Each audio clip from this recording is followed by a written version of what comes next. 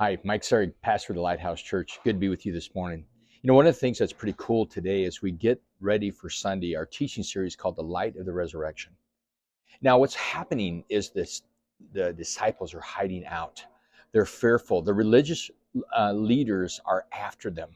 So they're hiding out in an upper room. And they're don't what's next? They're forgetting everything about Jesus, about what he promised them, that he was going to be crucified, but that he would rise 3 days later and he would meet with them. Unbelief overwhelmed them. And because of their unbelief, Jesus meets them at the very place of their unbelief. So what does he do? He comes through somehow, comes through the room, locked doors and everything, comes and there he is. He's standing. And what does he do? He tells them, shalom, peace. And next thing that he does, he tells them, look at my hands, touch them. Look at my side, touch it. I have resurrected from the dead. And when they see that, they realize that it's true, that Jesus has truly risen from the dead. But one of the disciples isn't there, Thomas.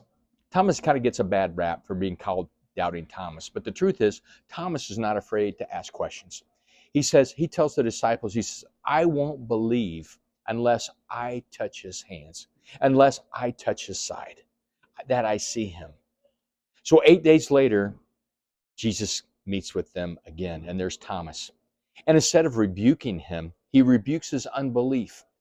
Thomas, touch my hands, touch my side. And immediately Thomas tells them, I believe, Master, my Rabbi, you're here. And Jesus goes on a little bit further. He says this, blessed are those who don't see. And that is us. We live in such a day. None of us have seen Jesus. We have not seen his miracles. We haven't touched him. But we believe because of the faith of the Word of God.